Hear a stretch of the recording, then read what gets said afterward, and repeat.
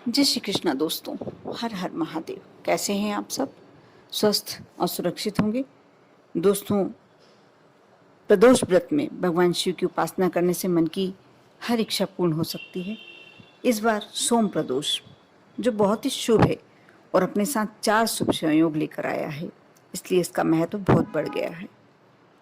सोम प्रदोष व्रत में रवि योग, ब्रह्म योग, शुक्ल योग और सर्वार्थ सिद्धि योग एक साथ बन रहे हैं। ब्रह्म योग और सर्वार्थ सिद्धि योग के साथ सोम प्रदोष व्रत की शुरुआत हो चुकी है। अब सूर्योदय से लेकर रात 9 बजे तक शुक्ल योग रहेगा। सुबह 5:15 से लेकर 5:32 तक रवि योग है। ऐसे शुभ योगों में भगवान शिव की पूजन करना बहुत ही फलदायी रहता है। और सोम प्रदोष व्रत का शुभ मुहूर्त इस प्रकार है। शाम को 7:22 से लेकर रात 9:24 तक बहुत ही शुभ योग पड़ रहा है। जो प्रदोष काल बोला जाता है वह पड़ रहा है। इस दौरान जो भी व्यक्ति पूजन के लिए इन दोनों घंटों में जो भी कार्य करता है, अपनी मनोवांछित कामना के लिए विनती करता है, उसकी वह विनती तो अवश्य पूरी होती ही होती है।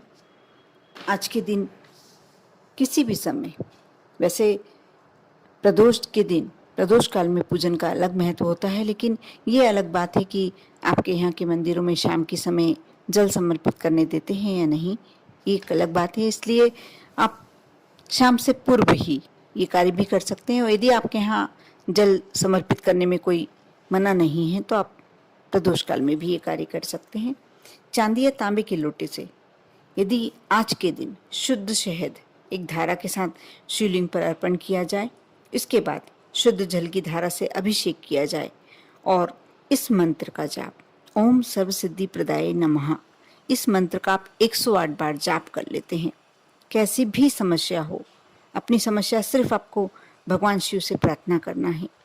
प्रदोष व्रत यदि कथा का पाठ कर सकते हैं, आपको आती है, यदि पाठ कर सकते हैं तो बहुत ही अच्छी बात है। नहीं कर सकते तो सिर्फ इस मंत्र का जाप करते हुए आप शहद का, एक तरह से शहद का अभिषेक, आप 1-2 कलश ले जाएं। एक में शहद भरा हुआ हो, शुद्ध शहद, और दूसरे कलश में शुद्ध जल भरा हुआ हो, और इस तरीके से आप अभिषेक करें। पहले शहद समर्पित करें, उसके बाद जल समर्पित करें और इस मंत्र का, ओम सर्व सिद्धि प्रदाय नमः, इस मंत्र का आप 108 बार, आप रुद्राक्ष की माला ले सकते हैं, या आप कोई, यदि आपके पास माला नहीं है, आप उंगलियों से आपको आता है तो कर सकते हैं, नहीं तो आप कोई गेहूं के दाने, चावल के दाने ये ले जा सकते हैं 108 गिनकर। इससे इस मंत्र का जाप कर सकते हैं। आप इस मंत्र का जाप करते हैं, आपकी कैसी भी समस्या हो, कैसा भी दुख हो, आपके पास फटकेगा नहीं, दूर चला जाएगा। आपकी जो भी इच्छा हो अवश्य पूरी होगी।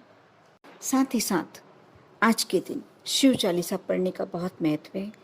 भगवान शिव के मंदिर में यदि ये कार्य आप घर में भी करेंगे तो उतना ही फल प्राप्त होगा। आपके घर में कहीं शिव की फोटो या प्रतिमा तो होगी, शिवलिंग होंगे, आप उनके समक्ष बैठ के शिव चालीसा का पाठ कर सकते हैं।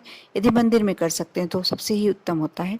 आप अवश्य शिव चालीसा का पाठ करें। साथ ही यदि कोई आपका ऐसा काम है जो बहुत ज़रूरी है, नहीं हो रहा, जैसे कर्जा बढ़ गया, व्यापार नहीं चल रहा, परीक्षा में बैठे हुए हैं, निकल ही नहीं पा रहे, और कोई समस्या बहुत प्रबल है, तो प्रदोष के दिन यह उपाय करना शुरू कर दें। प्रदोष के दिन, प्रदोष काल में, जो शाम के समय, मैंने कई बार अपने वीडियो में बता चुकी हूँ कि प्रदोष काल क्या होता है। प्रदोष काल में एक तांबे के कलश में जल भर लें और उसमें एक बेलपत्र डाल लें।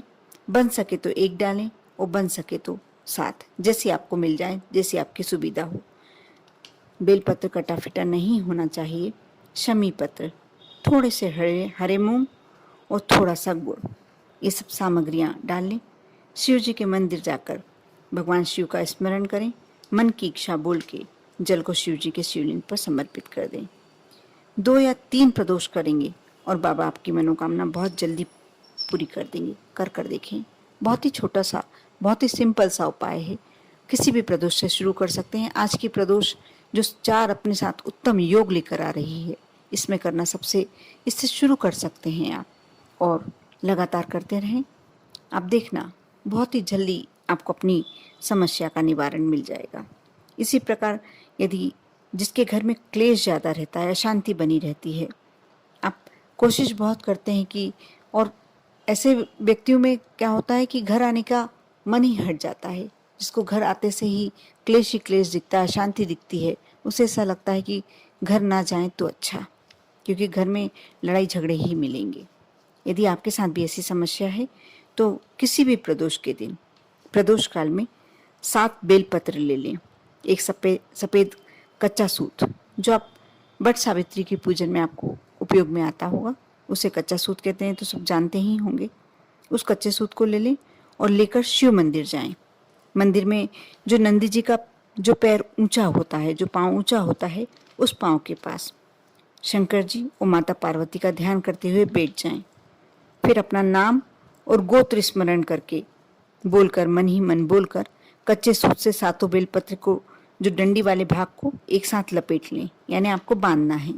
इसके बाद 7 बेलपत्र का जो ऊपर वाला हिस्सा होता है, सामने वाला हिस्सा, उस पर लाल चंदन लगाना है और वह 7 बेलपत्र शिव जी के शिवलिंग पर समर्पित कर देना है।